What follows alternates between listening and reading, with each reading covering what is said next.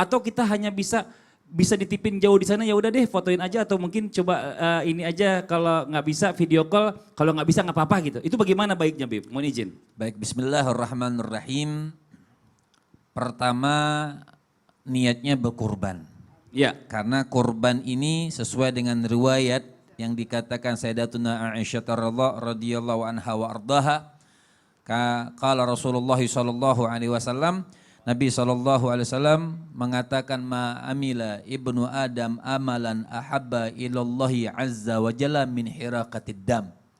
Li'annahu la ya'ti yawmal qiyamah biquruniha wa adlafiha wa ash'ariha.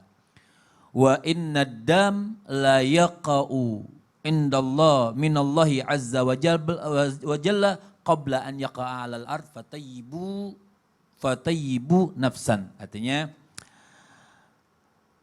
hadis Nabi ini mengatakan tidak ada satu amalan yang paling afdol di sisi Allah Subhanahu wa taala, fatayyibuha nafsan. Amalan yang sangat di hari nahar, yaumun nahar, hari Idul Adha ini ada seseorang yang mengalirkan darah kurban, artinya motong kurban. Ya. Karena kenapa? Semua akan kembali nanti. La ya'ti yaumal qiyamah biquruniha wa adlafiha wa ash'ariha. Artinya perumpamaan saja akan kembali semuanya, dari tanduknya, kulitnya, darahnya, semuanya ya akan kembali kepada orang tersebut nanti di akhirat Allah Subhanahu wa taala. Bahkan pahala nikmat itu kembali di sisi Allah, darahnya itu, nikmat ketakwaannya itu kembali di sisi Allah Subhanahu wa taala. Sebelum kita motong nih, sebelum darah netes ke bumi sudah sampai kepada Allah Subhanahu wa taala. Allahu akbar. Ya. La yaqa indallah, artinya minallah, sebelum netes nih kembali langsung kepada Allah. Sebelum pas motong, sebelum netes. Nah, masalahnya buat siapa sih kurban ini? Pertama buat masakin. Kecuali kalau nazar wajib dia keluarkan semuanya, tidak boleh dia makan.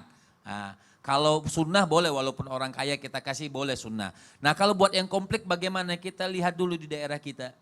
Di daerah kita nih masih banyak yang susah atau tidak. Kalau memang di daerah kita masih banyak yang susah, yang memerlukan segala macam, kita tetap dahulukan di tempat kita yang terdekat. Tapi kalau kita lihat di terdekat, oh sudah banyak, boleh kita alihkan. Misalnya mudah-mudahan Allah berikan rezeki, saya kurban di Palembang, tidak di Jakarta. Iya, nah ini dia nih, begini nih, ya benar. Saya kan artinya diwakilkan, cukup niat diwakilkan saja. Artinya boleh nggak kita kurban di daerah kita? Boleh. Di Jakarta, misalnya kita kurban di Palembang, Ustadz Maulana di Jakarta, kurban di Makassar, diperbolehkan. Karena juga di daerah kita tinggal ini kan juga sudah cukup banyak orang yang berkurban, kecuali tidak ada. Betul. Kalau tidak ada yang kurban, kita serahkan kurban kita di daerah kita. Tapi kalau sudah banyak, kita boleh serahkan di kampung kita. Nah, masalahnya sekarang ini, kurban ini kan boleh melihat atau tidak melihat, atau diwajibkan melihat, bukan wajib tapi sunnah. Jadi bagi laki-laki yang memotong itu disunahkan dia memotong sendiri.